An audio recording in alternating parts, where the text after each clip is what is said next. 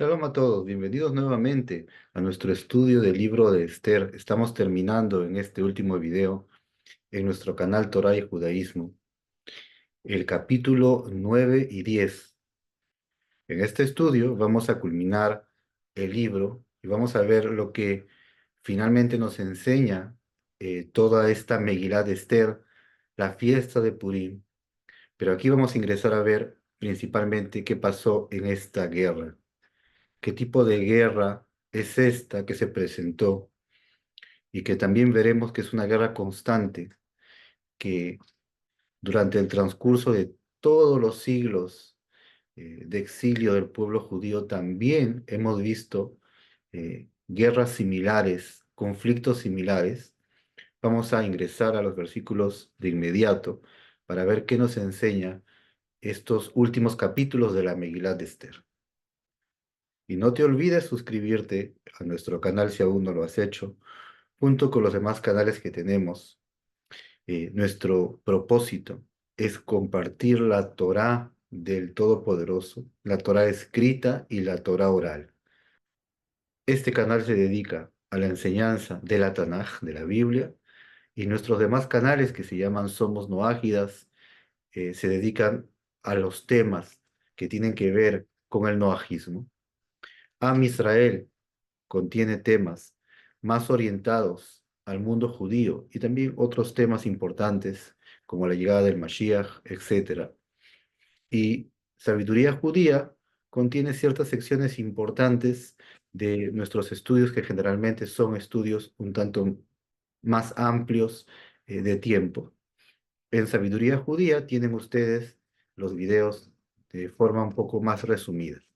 Bien, vamos a iniciar con la ayuda del Eterno estos últimos capítulos del libro de Esther. Capítulo 9 dice así: Ubishnem Asar Jodesh, en el 12º mes, Jodesh Adar, que es el mes de Adar, Bishlosha Asar Yom Vu, el día 13 de él, Asherigia de Melech Vedato, que llegó la palabra del rey Suley, Leheasot Bayom, para que sea hecha en el día, Asher Sibru Oivea Yehudim, en que tramaron los enemigos de los judíos, Lishlot Baem, dominarlos, Venafochu, y se transformó, Asher Ishletu a Yehudim Hema Besonehem, en que los judíos dominarían a sus enemigos. Bien, en este capítulo se va a contar la guerra que ocurrió el día 13 de Adar. Dice el versículo que cuando llegó ese día, debía ser cumplida la palabra del rey y su ley. Se puntualiza esto porque tal vez hubieran pensado los ministros que reciben las cartas que el día que las abran y vean esta aparente contradicción en las cuales no se sabe si hay que exterminar a los judíos, Hasbe Shalom, o lo contrario, que los judíos exterminen a sus enemigos. Ellos podrían haber pensado, ¿para qué vamos a ingresar en todo este problema? Mejor, ya que ha habido aquí unas primeras cartas que fueron de Amán, y ahora el que está en el puesto de Amán es Mordejai, entonces hagamos lo siguiente, hubieran dicho los gobernadores. Hagamos un acuerdo de paz, que no se enfrente ninguno contra el otro. De esa forma nos evitaremos mayores problemas. Por eso el versículo dice, para que la palabra del rey y su ley sea hecha, sea realizada. Es decir, no había opción. El rey mandó que haya una guerra, entre comillas, en las primeras cartas, hechas por Amán. Y ahora, para arreglarlo, el rey ha ordenado que los judíos ese día se levanten contra sus enemigos. No hay forma de evitar esta guerra. Esta guerra se tiene que dar porque así ya lo mandó el rey. Así que de todas maneras, esta guerra se tenía que dar el 13 de Adar. Y de todas maneras, el pueblo judío tenía que estar en constante plegarias pidiendo la misericordia divina y tenían que levantarse de todas formas en defensa contra sus enemigos. En este versículo también leímos que los enemigos tramaron contra los judíos, pero se transformó el plan que ellos tenían originalmente, el plan de Amán, junto con los demás enemigos, originalmente se transformó a que los judíos van a dominar ahora. Esto indica que en verdad Amán sabía muy bien lo que hacía a nivel espiritual. Él era astrólogo. En realidad, toda la gente de los Amalequim, la familia de Amalek, la descendencia, generalmente la mayoría conocían caminos espirituales del lado del mal. Eran brujos, eran astrólogos, eran hechiceros, sabían qué hacer en determinadas circunstancias. Y en épocas antiguas, cuando Amalek se levantó en contra de Israel, cuando salía de Egipto, también hicieron lo mismo, buscaron en la astrología qué día sería propicio para salir y atacarlos. De esa forma ellos, y en toda la historia de la Biblia, así obraban las personas de la antigüedad. Tenían que ver en el ámbito espiritual, en la astrología, qué día era propicio para que ellos tengan victoria y éxito. Entonces, Amán realmente sabía lo que hacía y echó suertes, el Pur, y encontró que realmente el 13 de Adar era un día en el cual su estrella, su constelación, la energía astrológica para él, era propicia, era muy buena. Él estaba seguro que ese era el día exacto en el cual tendría eh, la victoria contra el pueblo de Israel. Sin embargo, ese día se transformó, dice el versículo. El Todopoderoso, quien es el dueño de todo, Él está encima, por sobre toda la astrología. Él transformó ese día que específicamente eh, la suerte de los amalequitas estaba arriba y le dio la vuelta, en hebreo dice vayafojo, le dio la vuelta para que esté hacia abajo y elevar a los judíos por sobre sus enemigos. Por tanto, se sabe y se entiende en la tradición que Purim es un día propicio para que las cosas tengan una transformación, se den vuelta de un estado negativo a un estado totalmente positivo, todo lo contrario al estado anterior. Versículo 2. Nikhalú Yehudim be'arehem. Se reunieron los judíos en sus ciudades, Bejol Medinot Amelech Ahashverosh, en todo el país del rey Ahashverosh. Lishloach Yad, para extender mano, Bimbakshei Ra'atam, en los que buscaban su mal.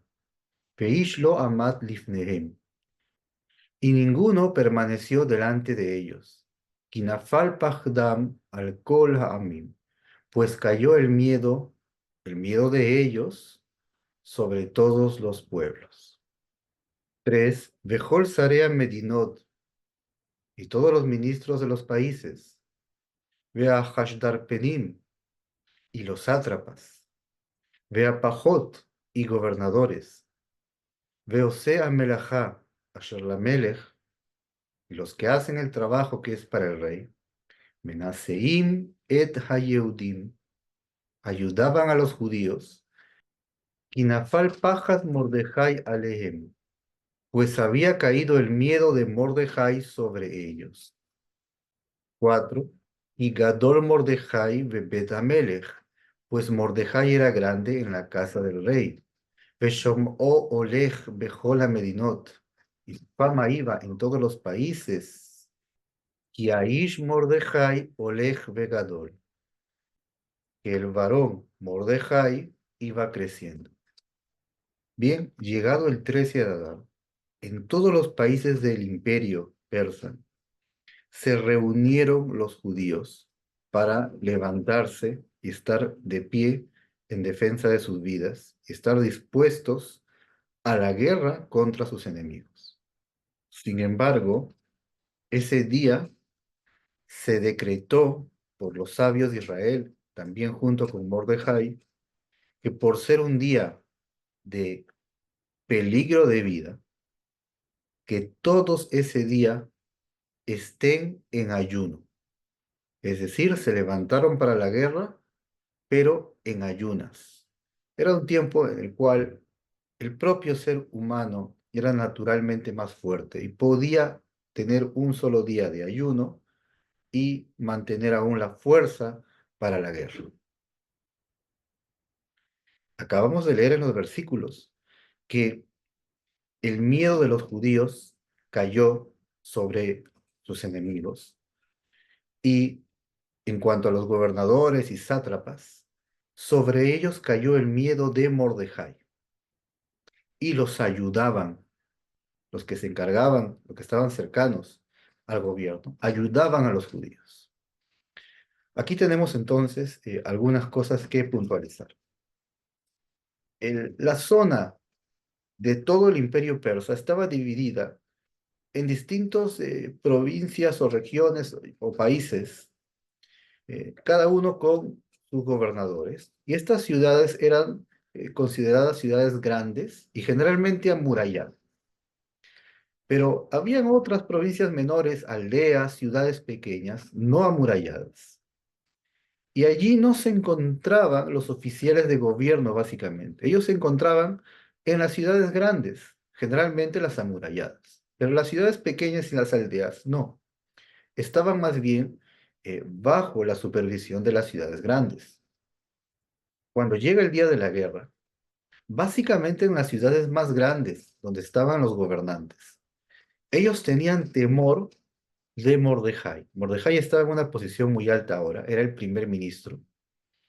Y por temor a Mordejai y al propio rey, obviamente, ellos ese día de guerra también prestaron su ayuda para los judíos contra sus enemigos. Pero los que estaban en las aldeas tenían cierta desventaja.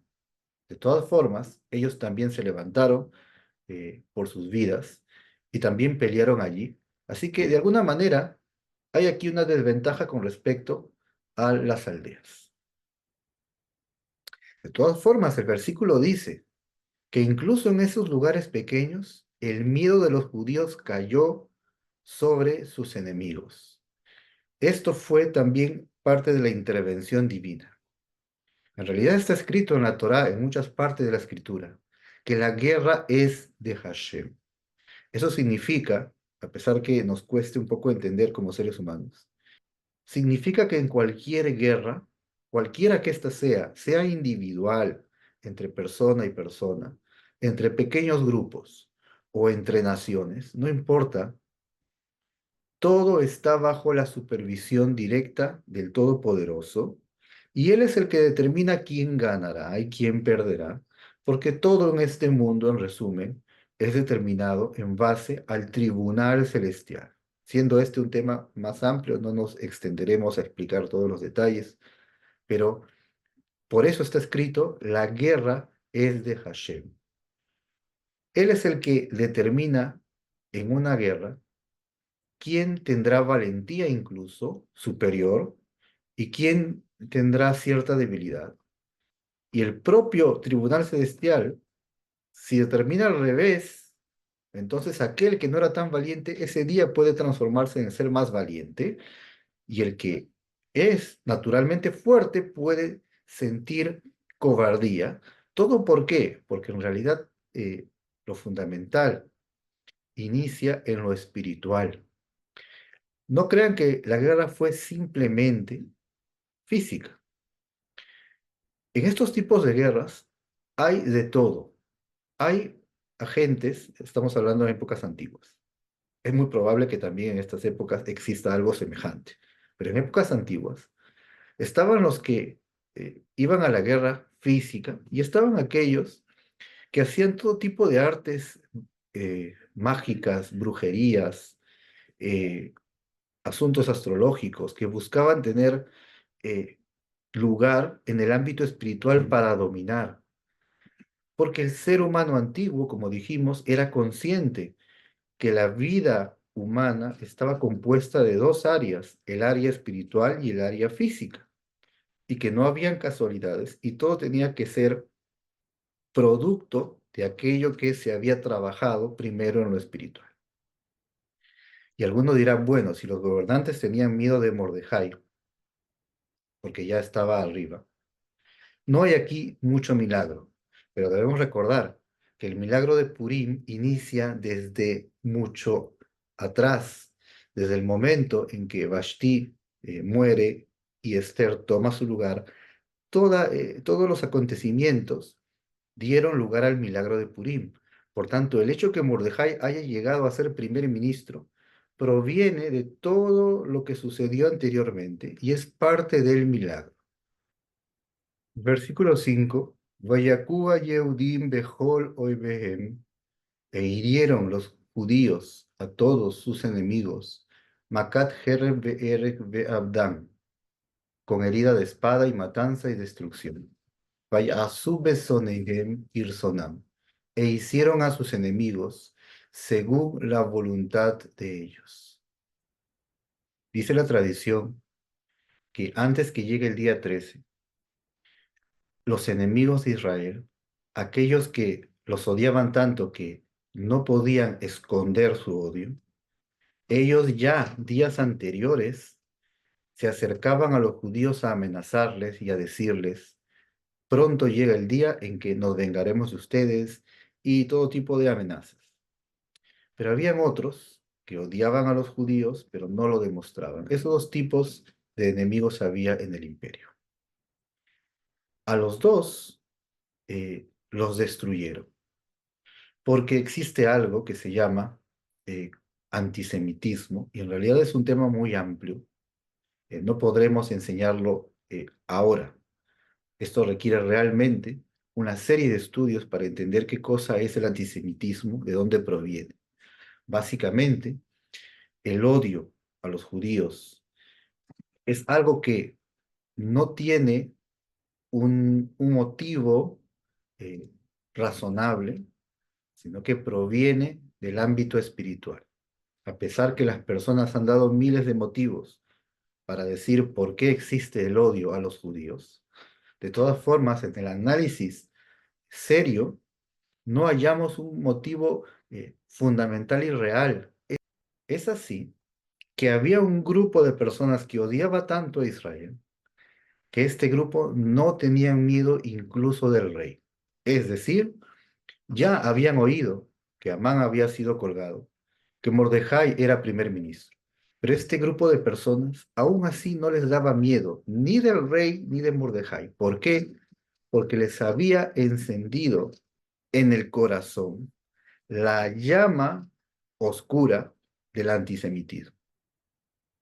Aquí vamos a leer una serie de versículos seguidos. Ubeshushan Avirá, y en Shushan la capital, Argua Yehudim, mataron los judíos, Beavet, y aniquilaron, Hamesh Meot Ish, a 500 hombres. Y a continuación va a nombrar a los 10 hijos de Amán, que eran personas importantes del reino, eran escribas, tenían un cargo importante, y los va a nombrar a continuación. Beet Parshandata, a Parshandata, es decir, va a describir ahora a quienes más también mataron, y estos son Beet Parshandata, Beet Dalfón, Beet Aspata, Beet Porata, Beet Adalia, Beet Aridata, Beet Parmashta, Beet Arisai, Beet Aridai, Beet Vaizata. Aquellos que hemos nombrado aquí son los 10 hijos de Amán importantes y conocidos en el imperio, escribas, a los cuales también mataron. ¿Y por qué los nombran aquí? Es que en el libro de Esdras se cuenta que inician la construcción del templo cuando recién regresan en el tiempo de Ciro el Grande, pero hay un grupo de personas que se encarga de enviar cartas en contra de los judíos y el reino persa detiene la construcción del templo y queda detenida durante un gran espacio de tiempo, durante varios años, y el rey que detuvo esa construcción justamente fue Ahasverosh.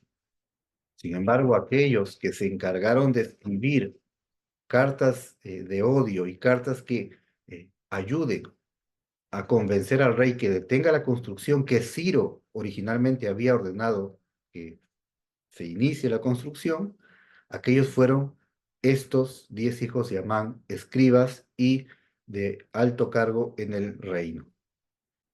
Versículo 10. Aseret bene Hamán Hamedata, Sorer a Yehudim. A los 10 hijos de Amán, hijo de la Medata, opresor de los judíos, Haragu, mataron, Ubabizá los shalhu et yadam, y en el despojo no extendieron sus manos.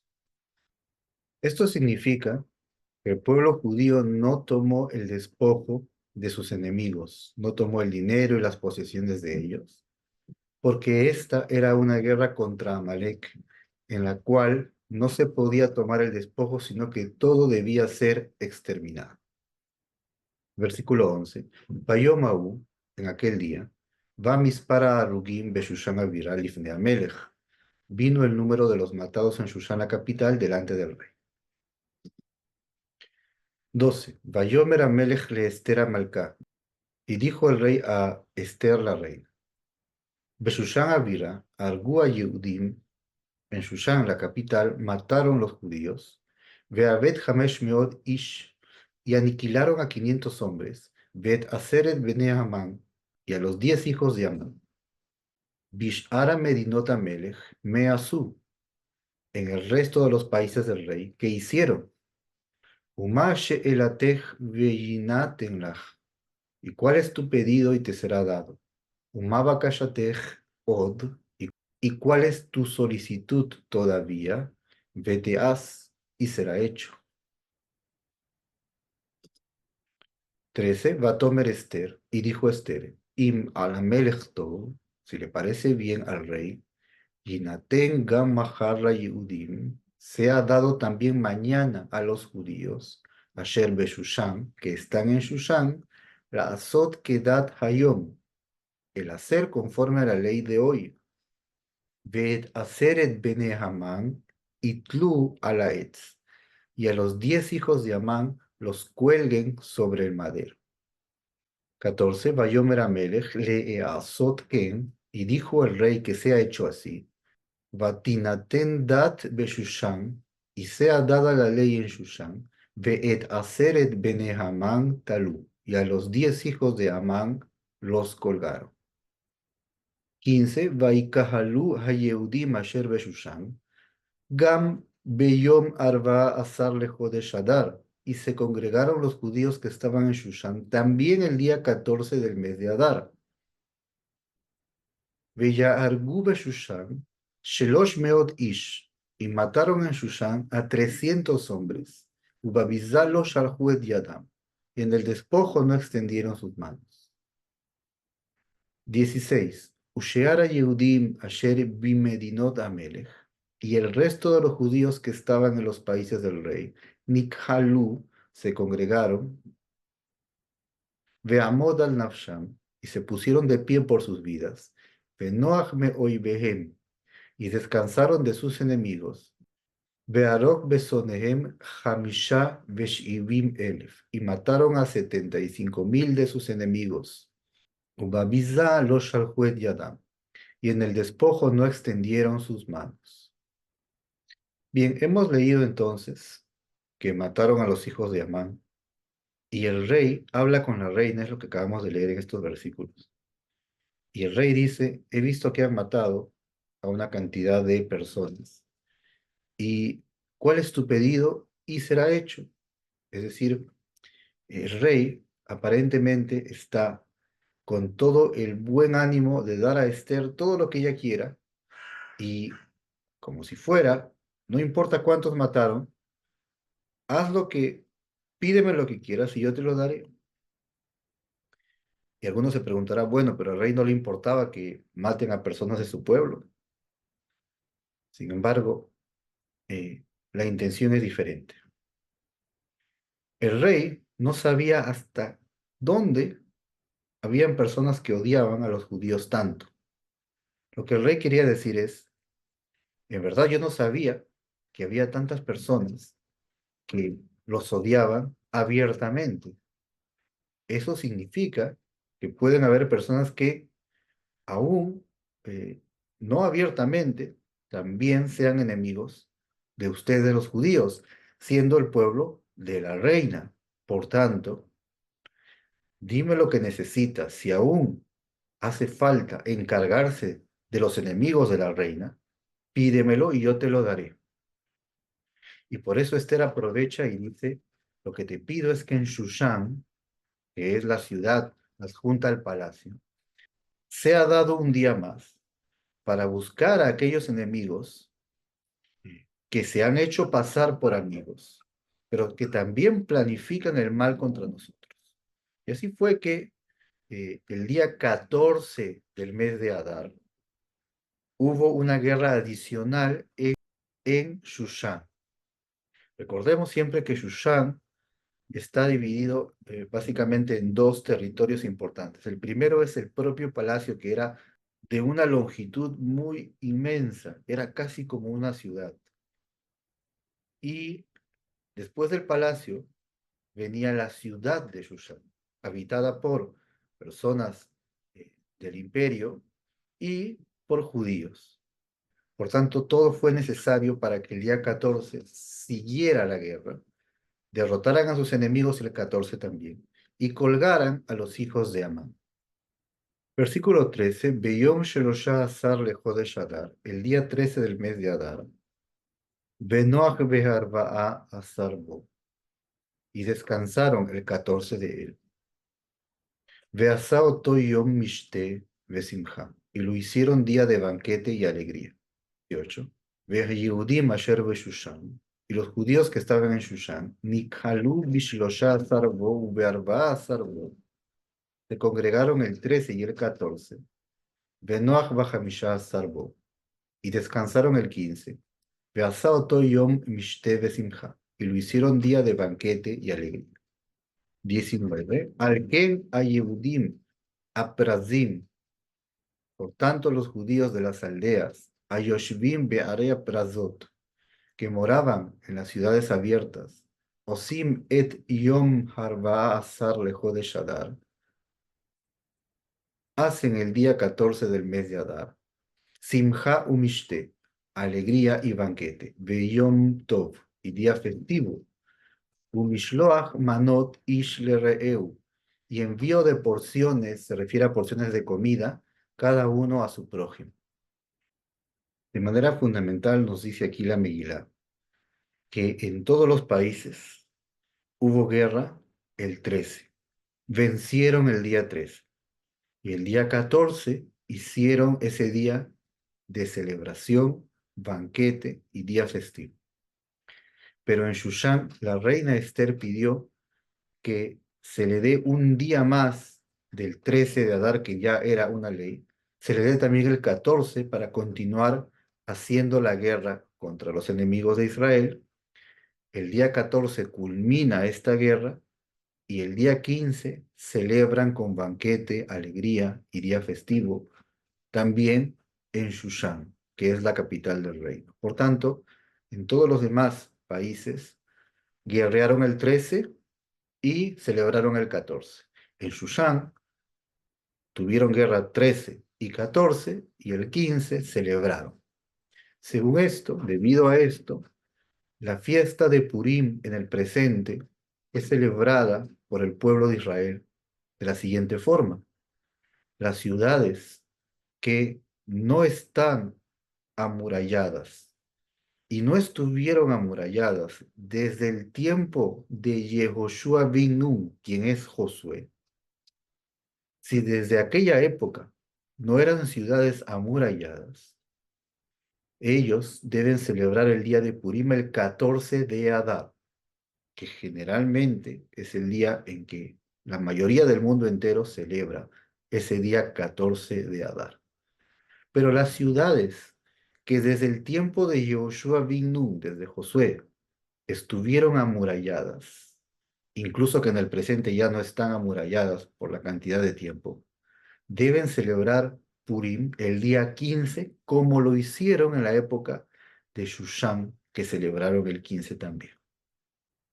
Y lo que dice el versículo, enviar porciones a su prójimo, esto también se ha vuelto una ley como parte de la celebración de Purim, que las personas envían porciones de comida a su prójimo en el día de Purim.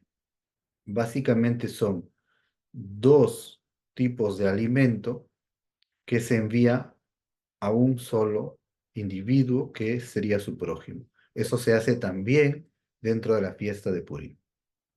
20. Vaichtov Mordejai et hadevarim haele. Y escribió Mordejai estas palabras. Vaishlach sefarim. Y envió cartas. El kol ha-Yehudim asher bechol medinot amelech Ahashverosh. A todos los judíos que estaban en todos los países del rey Ahashverosh. A Kerubim ve'arejokim. Los cercanos y los lejanos. 21.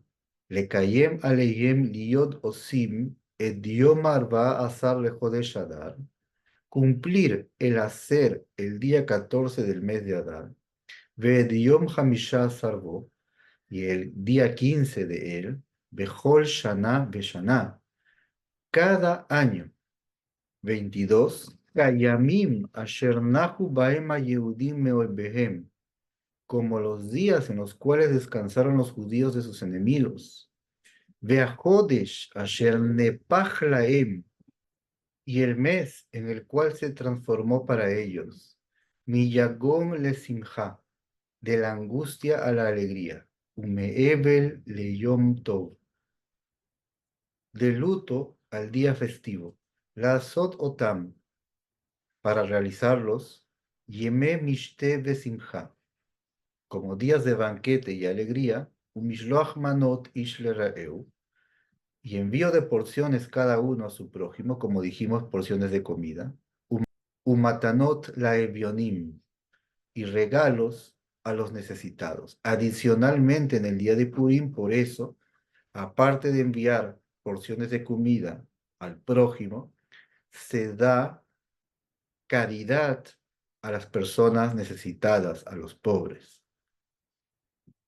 Y ya que el versículo dice regalos en plural, el mínimo del plural es dos. Por tanto, se da dos tipos de caridad, matanot, dos regalos.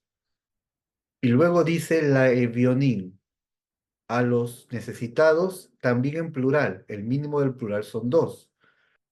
Una caridad para un pobre, una segunda caridad para otro pobre, y así he cumplido lo que aquí se denomina matanot la evionim, regalos a los pobres. 23. Vekivel a Yehudim et asher ejelu la'asot. Y recibieron los judíos lo que habían comenzado a hacer. Ved asher katav Mordejai alehem. Y lo que les escribió Mordejai. Aquí ya la Megilá nos cuenta, el libro de Esther, que se establece una festividad nueva, una festividad establecida por los sabios de la Torá. Es decir, el pueblo judío tiene festividades de la Torá escritas en el libro de Vayikra, el libro de Levítico 23. Pero los sabios del tribunal tienen la autoridad de establecer también días festivos en los cuales hubo salvación y liberación. Debido a ello, establecieron que cada año, como acabamos de leer, celebren esta fiesta que vamos a ver que le llamarán con el nombre de Purim por el pur o la suerte que echó Amán. Y él envió cartas, Mordejai, estableciendo entonces que serían días de banquete, de alegría, de envíos de porciones de comida al prójimo y regalos a los pobres, como hemos leído. Cada uno de estos detalles debía ser cumplido el día 14 en las ciudades no amuralladas desde los tiempos de Josué y el día 15 en las ciudades que sí estaban amuralladas desde la época de Josué. Y acabamos de leer un asunto adicional, y es que los judíos cumplieron aquello que habían comenzado a realizar. Y esto se entiende que comenzaron a celebrar Purim el mismo día, en el mismo año que aconteció aquel milagro, aquella guerra de verdad. Ese día celebraron, y que ya que habían comenzado a celebrar, entonces cada año volvían a celebrarlo y así hasta el día de hoy. Sin embargo, la tradición dice lo siguiente, y esto es muy importante recordar con respecto a la fiesta de Purim. Cuando los judíos se congregaron para agradecer al Todopoderoso, pues en aquella guerra ellos habían derrotado a sus enemigos y ningún judío había caído en la guerra, y la vida de ellos se había salvado del exterminio total, una cosa adicional pasó, y es que ellos entendieron que Mordejai tenía razón cuando les dijo desde el inicio, no vayan al banquete del rey Ahasverosh. Tenemos en cada generación líderes de Torah verdaderos, sabios verdaderos.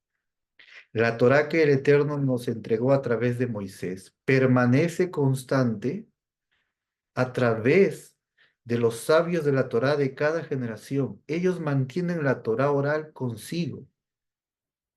Ellos entendieron eso. Mordejai tenía razón y no debimos asistir al banquete, porque pecamos, vino el decreto, pero por la misericordia celestial el decreto fue anulado. Y aquí hay algo adicional que ellos entendieron.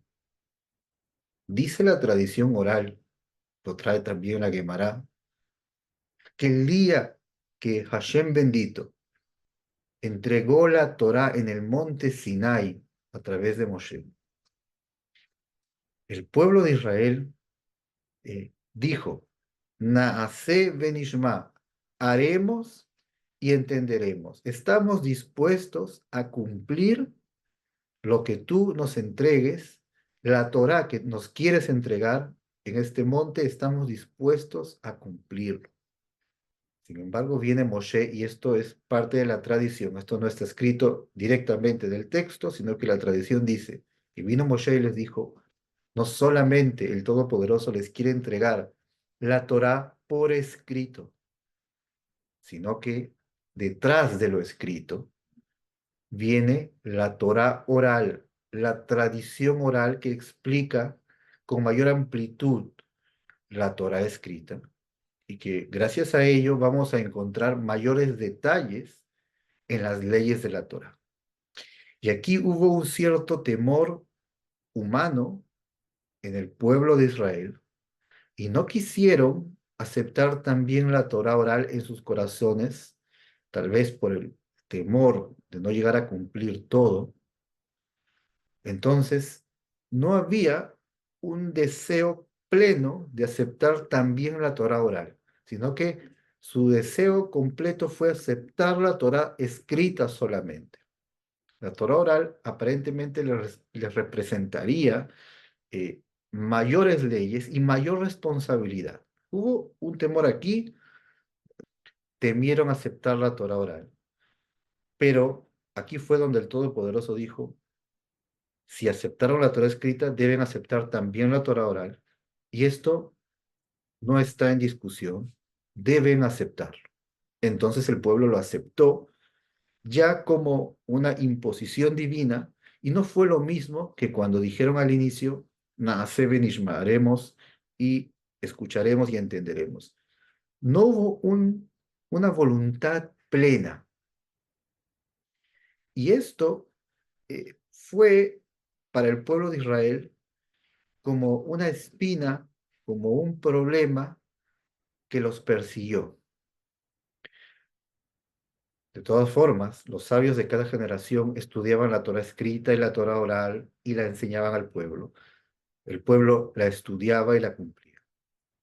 Pero cuando llegaron a la temporada de Purim, el pueblo judío de aquel entonces, en sus corazones, en sus almas, se dieron cuenta cuán importante era la Torá oral también, y en esa reunión el pueblo judío recibió con plena voluntad también la Torá oral. Es como si hubieran recibido la Torá de nuevo, y esa recepción en sus almas de toda la Torá escrita y oral, todo lo que el Eterno ha mandado, ha hablado, ha revelado en lo escrito y también ha revelado a Moisés oralmente, todo ello estamos dispuestos a recibirlo con alegría, con plena voluntad, sin temor, porque hemos visto que aquí en esta oportunidad, dirían los judíos, estuvimos a punto del exterminio. ¿Y por qué? Porque no escuchamos lo que dijeron los sabios de nuestra generación, aquellos que son los portadores de la Torá oral. Pero gracias a que ellos mismos nos han guiado y ellos mismos dijeron que debemos ayunar 3 días y uno de los días era Pesaj, era Pascua, y escuchamos el dictamen de los sabios y ninguno de ellos dijo, un momento, no se puede ayunar en el día de Pesaj, es la Pascua, no se puede ayunar y la Torá escrita prohíbe ayunar, así que yo voy como dice lo escrito, podrían haber dicho, pero no, existe en la Torá oral el permiso que los sabios del pueblo de Israel pueden dictaminar algunas excepciones y eso lo da la Torá oral. Esas excepciones deben ser dentro de marcos específicos que les permitan a ellos salvar al pueblo judío.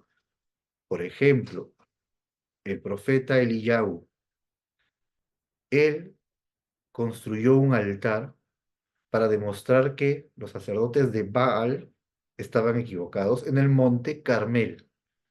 Pero debemos saber que está prohibido construir un altar fuera del altar del templo. Y en aquel tiempo estaba el templo que había construido el rey Salomón. Sin embargo, el profeta Eliyahu, Elías, construyó un altar porque tenía el permiso a través de las reglas que Moisés dio en la Torah oral, está el permiso que puedan haber excepciones a la regla cuando éstas se presenten. Pero esas excepciones obviamente deben ser dentro del marco de las leyes y reglas que Moisés dio originalmente. ¿Y cómo vamos a saber eh, cuándo se hacen esas excepciones? No todo aquel que quiera hacer excepciones va a poder hacerlo. Eso se sabe a través de leyes y reglas que vienen de la Torah oral y que los sabios de la Torah lo han llevado en cada generación.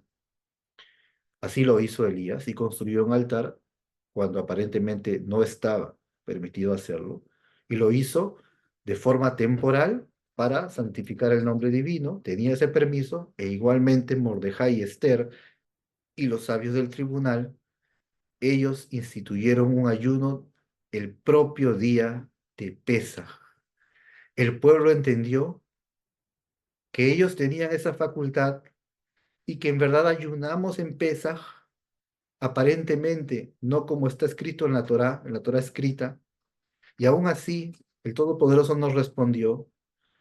Entonces, esa falta de voluntad que tuvimos, nuestras almas, dirían ellos, cuando recibimos la Torá en el monte Sinaí, ahora ya no debe existir más.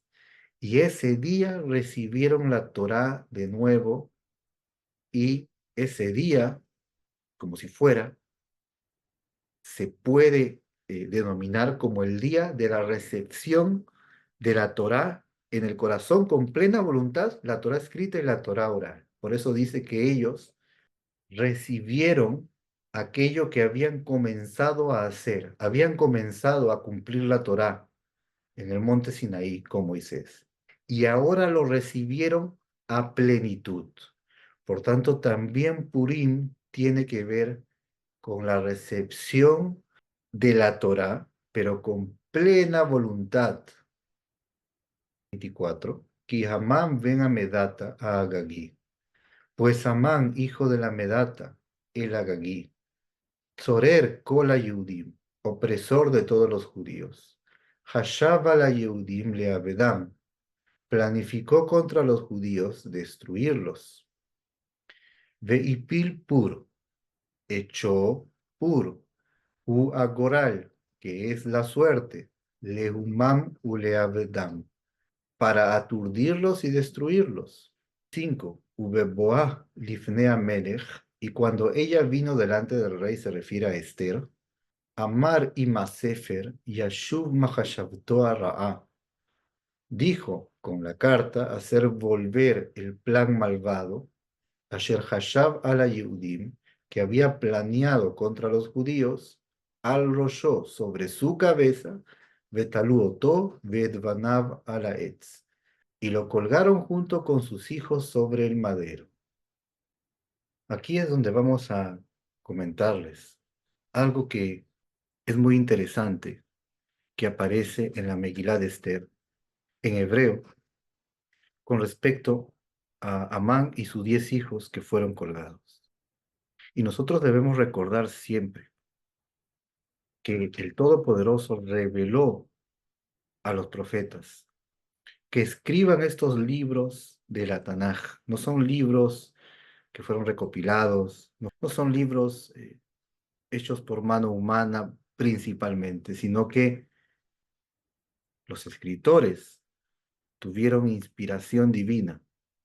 Y en toda la Torá de Moisés y en todos los libros de los profetas están escondidos secretos divinos. Y aquí vamos a puntualizar algo que hemos leído ya en versículos anteriores con respecto a los 10 hijos de Amán que fueron colgados. Por un momento, regresemos al versículo 6. Y aquí tenemos en hebreo, si ustedes prestan atención, los nombres de los hijos de Amán. Pero hallamos algunas letras con un tamaño diferente. Por ejemplo, lo primero que salta a la vista es esta letra que está más grande que las demás. Esta es la letra Vav. Y luego vemos a su costado una letra más pequeña. Lo mismo pasa aquí. La consonante está más pequeña. Asimismo, aquí arriba también la consonante está más pequeña. Esta es la letra Tav, esta es la letra Shin y esta es la letra Zain, que en el pergamino están más pequeñas que el resto de las letras. Y la letra Vav aquí está más grande que las demás letras, por eso aparece en nuestro texto con esos tamaños, porque así están en el pergamino. ¿Por qué? Vamos a hallar algo muy interesante.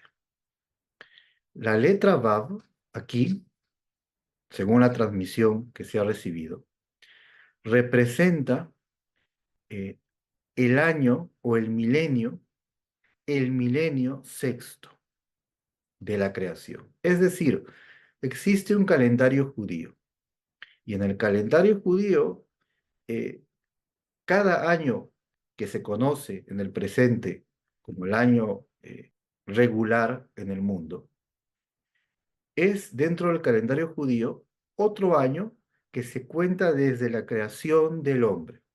Esta letra Vav representa el milenio sexto, que sería el año 5000.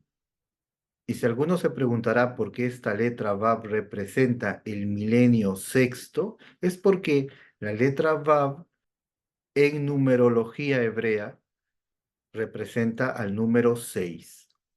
Y contando desde la creación de Adán, viene a ser el año 5000 de la creación. Ahora, las letras pequeñas son la letra Tav, que vale 400, la letra Shin, que vale 300, y la letra Zain, que vale 7. Uniendo las cantidades, resulta que hay 700, 400 más 300, 707, lo cual nos dice que hay algo especial para el año 5707. Y ese año cayó exactamente en el calendario regular el año 1947. Y en ese año se celebró el juicio de Nuremberg, donde se juzgaron a los altos rangos del partido nazi. Fueron en total 11 altos rangos juzgados y sentenciados a muerte. Uno de ellos se suicidó. Los 10 restantes fueron sentenciados a la horca. De manera muy interesante, no fueron sentenciados al paredón ni otro tipo de pena de muerte, sino a la horca. Y de manera muy interesante, aquella horca era de madera. Fueron colgados al igual que los 10 hijos de Amán. Y sabemos que la hija de Amán se suicidó, se cayó, se echó a sí misma desde arriba y de manera muy interesante, el 11º también se suicidó. Ahora volvamos al versículo 26. Al Ken Kareu la Yamima Ele Furim. Por tanto llamaron a estos días Purim, al Shem Apur, por el nombre Pur. Al Ken, por tanto, al Kol Dibrea Igeret Azot, por todas las palabras de esta carta, Umar Raú al Caja, y por lo que vieron, Umay guía alehem, y por lo que llegó a ellos. 27. Kiyemu, Bekiblu a Yehudim alehem, Beal Zaram, cumplieron y recibieron los judíos sobre ellos y sobre su simiente, Beal Kola Nilvim alehem, y sobre todos los que los acompañan, Veloya Avor, que no pase, Liot Osim et Shenea Yamim Aele, de estar haciendo estos 2 días, 14 y 15, Kichtavam Bechizmanam, conforme a su escritura y según su tiempo, es decir, las ciudades normales el 14 y las ciudades amuralladas el 15, obviamente amuralladas desde los tiempos de Yehoshua Binu, Bechol Shana Beshana, cada año. 28. Veayamim Aele, Nizkarim Benaasim Bechol Dor Vador. Y estos días serán mencionados y realizados en cada generación.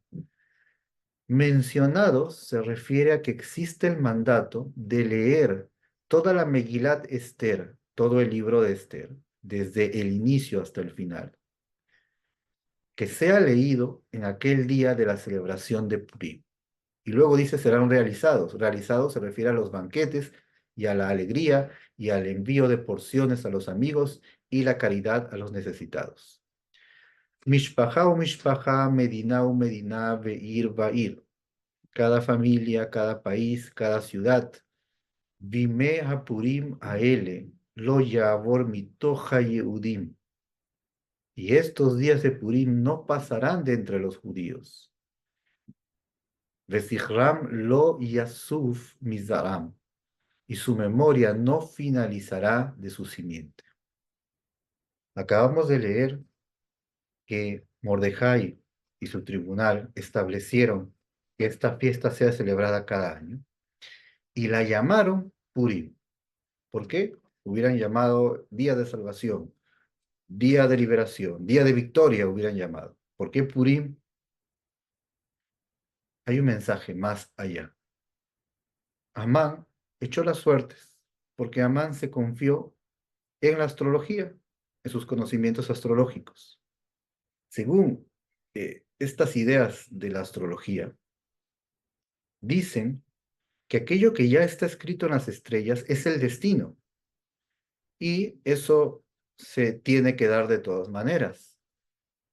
Sin embargo, en el pueblo de Israel, Mordejai quería que se tuviera presente, que se recordara para siempre, que Hashem bendito, el creador del mundo, Él está por encima de la astrología, por encima de lo que podríamos llamar casualidad, por encima de la suerte, por encima de las estrategias humanas que se demostraron en el Pur que lanzó Amán. Por tanto, lo que aparentemente era un Pur no tan bueno, se transformó en un Pur bueno para nosotros, hubo una transformación y por tanto es llamado Purim, suertes, para decir, el Todopoderoso es quien domina y controla nuestra suerte y puede transformarla de la aflicción a la alegría. Y además, que la historia de Purim aparentemente parece casualidad. Desde el principio hasta el final no vemos grandes milagros, el mar no se abrió, no vimos la plaga de sangre, no vimos milagros sobre la naturaleza. Vimos una serie de eventos que aparentemente son casuales. Primero, el rey se enoja con la reina Vashti y la mata. Es algo que suele pasar entre los reyes. El rey estaba tomando vino, estaba en banquete, estaba embriagado, se enojó en medio de su vino y mató a la reina. Algo que puede pasar. Después el rey quiere una nueva candidata. Se presentan todas, no le gustan al rey. Vino Esther y le gustó al rey también. Se puede decir que fue por casualidad. No a todos les gustan todos y no le gustó al rey todas las candidatas. Vio a Esther y le gustó. ¿Dónde está aquí el milagro? ¿Le gustó? Esther le gustó. ¿Listo? Esther viene a ser la reina. Los guardianes quisieron matar al rey. Por casualidad, Mordejai estuvo presente y los escuchó. Y justo él también conocía ese idioma y escuchó su plan. ¿Puede pasar? Entonces fue y comunicó y salvaron la vida del rey. Luego Amán es elevado. Se oculta un poco lo que hizo Mordejai. Amán lo odia. Y Amán intenta vengarse de él porque Mordejai no quiere inclinarse. Y el enojo hace que se quiera vengar de él y de los demás. Esther planifica ir al rey, incluso en contra del dictamen, de no presentarse sin ser llamado.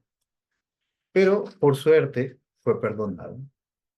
Pero no habría aquí tanto milagro. Estamos hablando de la reina.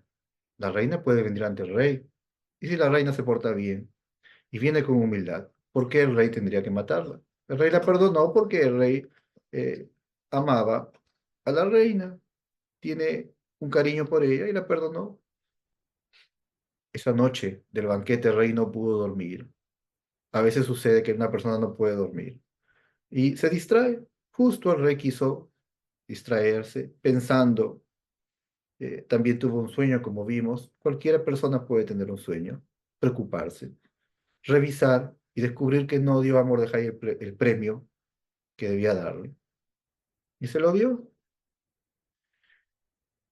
Las cosas salieron aparentemente de forma muy casual. Esther también estaba planificando cuándo decir al rey, cuándo no decir, qué trampa poner a Amán. ¿Dónde está aquí el gran milagro, los grandes milagros aparentemente eh, no se vieron? Todo pasó así. Aparentemente, ¿dónde está el milagro? Sin embargo, Mordejai explicó a los judíos lo que pareciera que es casualidad, en realidad fueron grandes milagros desde el inicio del solo hecho que Esther tuviera que ser la reina y todos los eventos que pasaron para indicar la vida del hombre no es casualidad. Existen milagros grandiosos y a la vista de todos que van incluso contra las leyes de la naturaleza, cuando el mar rojo se abrió. Pero existen milagros ocultos que parecen casualidad. Por casualidad pasó determinada persona y me ayudó. Por casualidad aquel día pude conseguir determinada cosa. Por casualidad no existe la casualidad. Ese es el mensaje.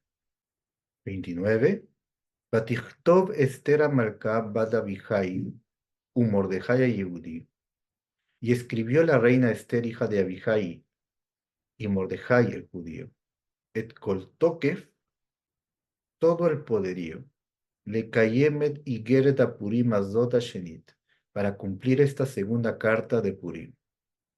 30. Vaishlach sefarim el kol Yehudim, y envió cartas a todos los judíos, el Sheba Beestrim Meam Medina, a los 127 países, Malchut Ahashverosh, del reino de Ahashverosh, Divrei Shalom Behemet, palabras de paz y verdad. 31. Le Kayemet Yemea Purim Aele Bismanehem, para cumplir estos días de Purim en sus tiempos. Kasher Kiyam Alehem Mordejai Yehudí, conforme estableció sobre ellos Mordejai el judío, ve Esther Amalcá y Esther la reina, Kasher Kiyemu al Nafsham, y conforme recibieron sobre sí mismos, ve al Zaram y sobre su simiente, Divrei Atzomot Vezakatam, los asuntos de los ayunos y sus clamores. 32. Umaamar Esther Kiyam Divrea Purim Aele. Y el dicho de Esther confirmó las palabras de este Purim. Benichtav Basefer. Y fue escrito en el pergamino. Bien, ¿qué pasó aquí? ¿Por qué dice las segundas cartas para que cumplan? ¿Por qué hemos leído palabras de verdad y paz? Y fue escrito al final sobre el libro, las palabras de Esther y Mordejai. Todo esto que estamos diciendo alude, cuando se está comunicando, a que no solamente se establece una festividad para todas las generaciones para agradecer al Todopoderoso por lo que pasó en Purim, sino que también, ya que Esther era profeta, también que esta historia se coloque por escrito y sea parte de los escritos sagrados inspirados por el Todopoderoso.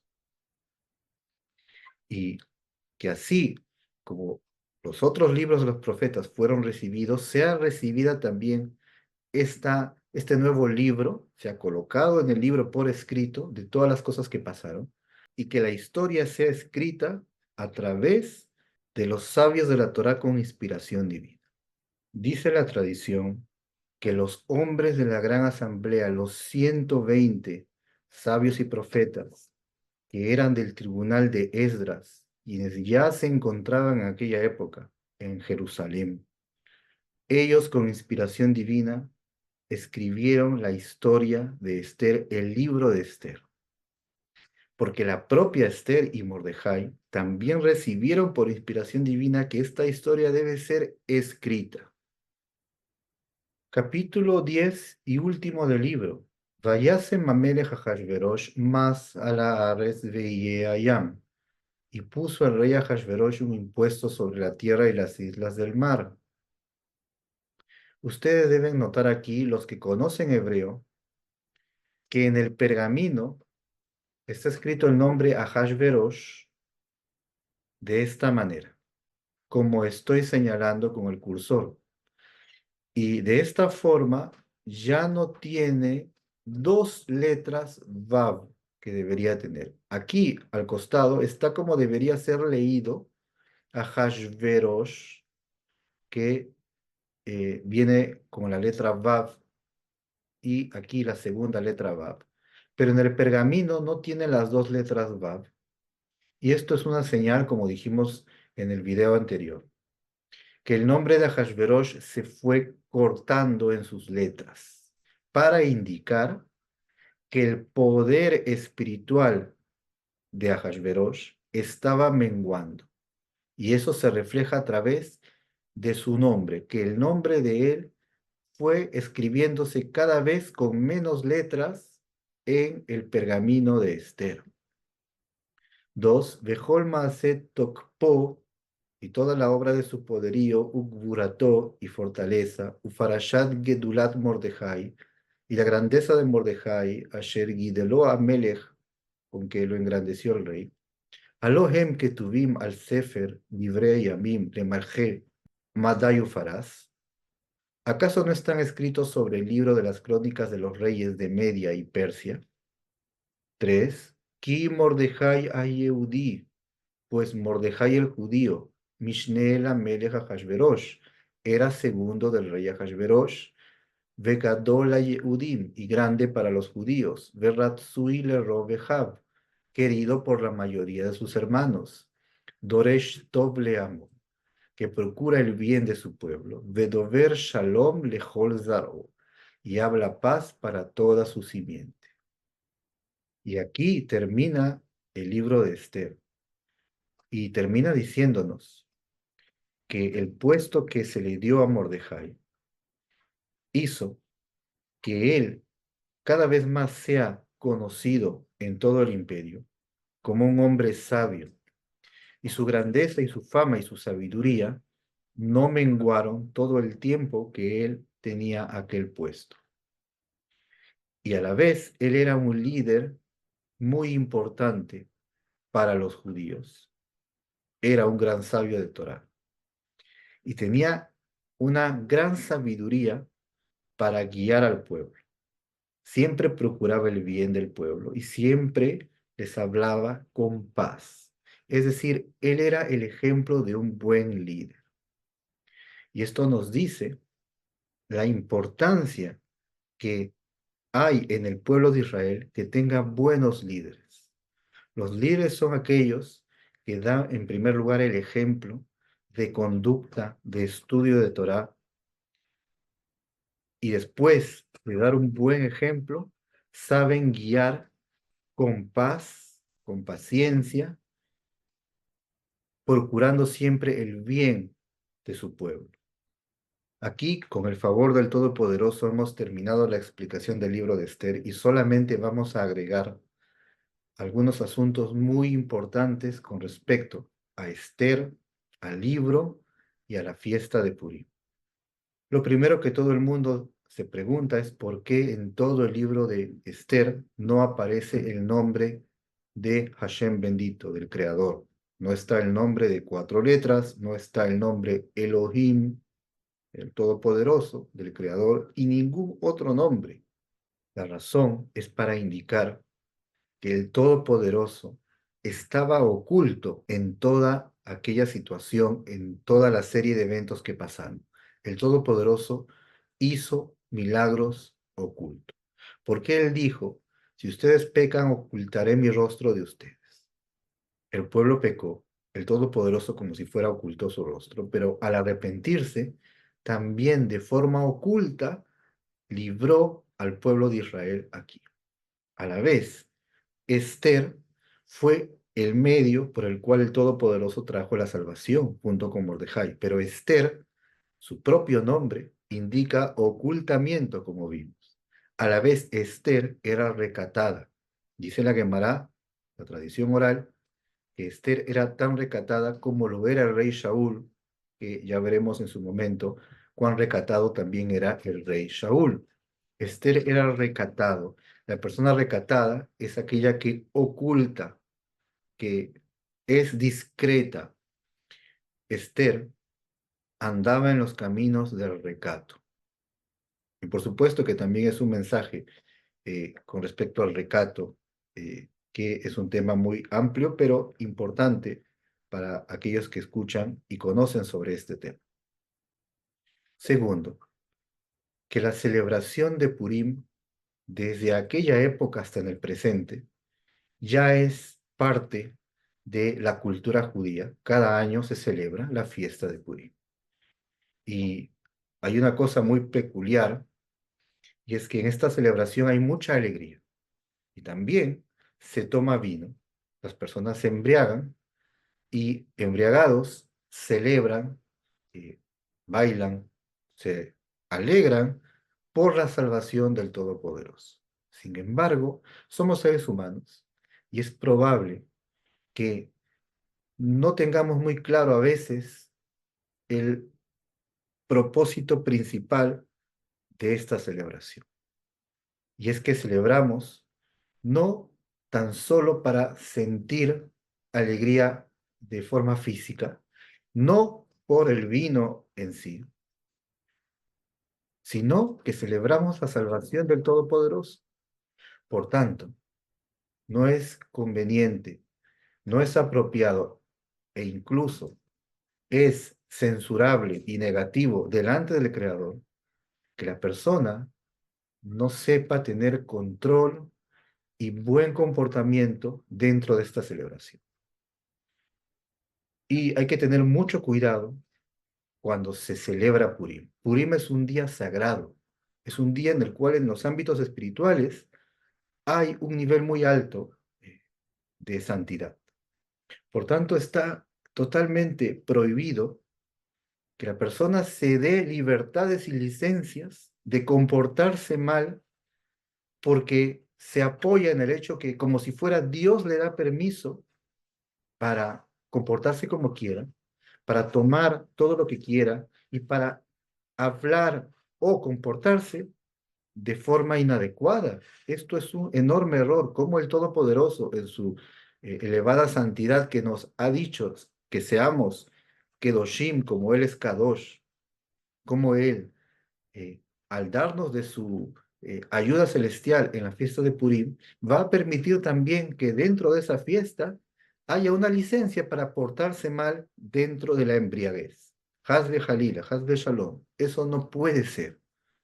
Por tanto, la persona que tiene problemas con el tema del alcohol no debe tomar en Purim porque deben preguntar a los sabios de la Halajá que les van a explicar que el tema de embriagarse tanto en Purim no es necesariamente de esa manera, sino que hay formas de cumplir ello de una manera correcta sin afectarse personalmente. Y siendo que es una fiesta relacionada con el recato, cuánto y más que en una celebración se debe proteger y cuidar el recato en estas reuniones. Dijo el Yanuka, un sabio de esta generación, que definitivamente ya habrán oído de él, es un gran sabio de Torá y podemos apoyarnos en su conocimiento, que es muy amplio y muy grande. Él explicó que la tradición de disfrazarse en Purim no fue originalmente así, sino que al inicio, cuando comenzó el pueblo de Israel a celebrar Purim, era costumbre de vestirse con las ropas más espléndidas para honrar el día de Purim. Conforme el tiempo pasó, los siglos pasaron, las ropas iban cambiando conforme el tiempo pasa. Pero los judíos solían vestirse con las ropas antiguas que todos sus ancestros se vestían, ropas de mucha honra. Debido a ello, cada Purim, conforme el tiempo pasó, se creía que los judíos se disfrazaban en Purim porque se colocaban prendas antiguas. Y el tiempo pasó y al final se hizo costumbre que en Purim se disfrazaran. Y también se dio cierto motivo, que el Todopoderoso hizo milagros de forma oculta. Por tanto, como si fuera, se puso una máscara e hizo un milagro sin ser reconocido. Con el paso del tiempo, se hizo costumbre disfrazarse de Purim, básicamente colocarse una máscara, en otras costumbres, colocarse otro disfraz. Pero los sabios de la Torá de cada generación vieron importante resaltar, por lo menos esto está en las leyes de los sefaradim, que está prohibido por la Torá que un hombre se disfrace de mujer y que una mujer se disfrace de hombre, porque no se pueden colocar el hombre prendas de mujer y la mujer prendas de hombre. Por tanto, en Purim no es nada conveniente disfrazarse con ropas del sexo opuesto. Esto está prohibido por la Torá y no se puede hacer esto en Purim.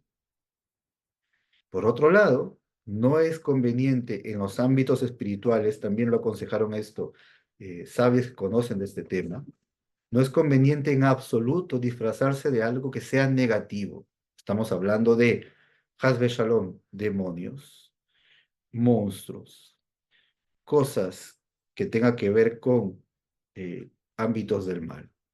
Pues la persona puede pensar, es un disfraz, es para llamar la atención, es para reírse, es para divertirse, es para estar alegres en Purim. Y algunos se disfrazan de seres eh, no buenos. Esto también no se debe hacer.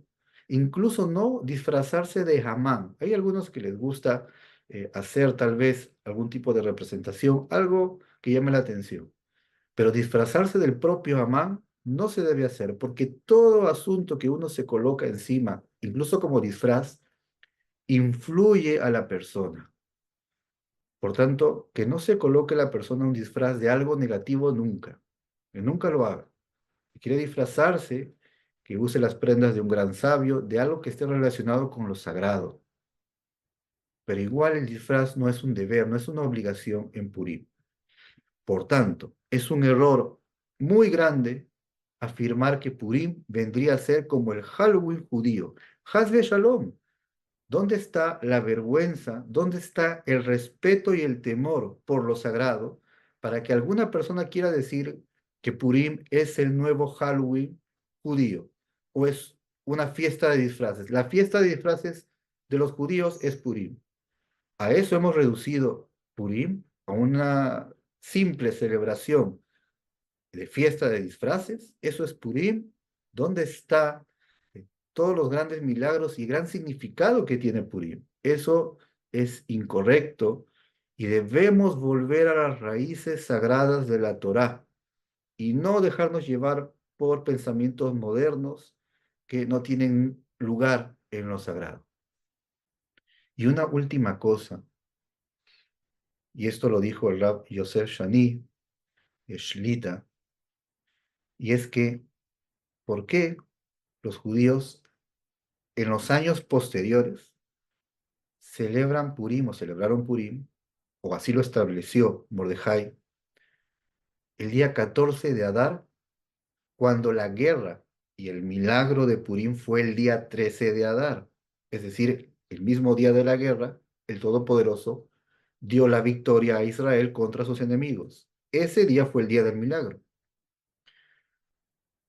Ustedes dirán, no, es que en aquella época hicieron la guerra el 13, descansaron el 14 y por tanto celebran el 14. Pero en realidad eso se entiende para la gente de aquella época. En aquel mismo tiempo que hubo la guerra, no podían celebrar en la misma guerra, por supuesto. Por tanto, celebraron el día 14. Pero el año que viene ya no hay guerra. El año que viene recordamos el milagro anterior. Por tanto, ¿por qué Mordejai no estableció que el año que viene se celebre el 13, que es el día del milagro? ¿Por qué lo dejó para el 14? Dijo el rabbi Yosef Shani en su opinión, que es muy aceptable aquí, y dijo que en realidad el 14 y para las ciudades amuralladas el 15, el pueblo de Israel recibió con voluntad plena la Torá. Por tanto, también es una celebración de la recepción de la Torá de nuevo, pero con plena voluntad, no por coerción, no por obligación, sino con completa aceptación que la Torá es el más grande tesoro que el Todopoderoso entregó y que ahora debemos alegrarnos y celebrar la recepción de la Torá con plena voluntad. Por tanto, también es una fiesta en la cual de nuevo recibimos la Torá, semejante a Shavuot, pero lo recibimos con razón plena, con voluntad, con deseo pleno de cumplirla, dándole el valor debido a la Torá sagrada que tenemos. Que sea la voluntad del Todopoderoso que veamos milagros y salvaciones como lo vimos en la época de Esther, también en esta época. Y termino este video leyendo lo que nosotros decimos en las plegarias cuando llega Purim. En los días de Mordejai y Esther en Shushan, la capital, cuando se levantó contra ellos el malvado Amán, procuró destruir, matar y eliminar a todos los judíos, desde el más joven hasta el anciano, el infante y las mujeres en un solo día, el día 13 del mes doceavo, que es el mes de Adar, y que el despojo sea entregado al saqueo. Pero tú, en tu abundante misericordia, anulaste su consejo, frustraste su pensamiento, e hiciste volver sobre su cabeza lo que él planificó, y lo colgaste a él y a sus hijos sobre el madero. E hiciste con ellos, con el pueblo de Israel, milagros y maravillas, y por ello reconocemos a tu nombre grande por siempre. Sea la voluntad del Todopoderoso que la luz de Purim que vamos a experimentar dentro de unos días, no solo en este año, sino que en cada año, nos conceda el mérito de ver la pronta redención con la llegada del Mashiach. Y estos días de Purim, incluso después de la llegada del Mashiach, no pasarán de la memoria de los judíos. Será celebrado Purim siempre, en la cual recibimos de nuevo la Torá, que sea su voluntad, que su Torá nos proteja, nos conceda ver la pronta redención de cada uno de nosotros, del pueblo de Israel y del mundo entero, Bezrat Hashem. Muchas verajot a todos. Purim Sameach.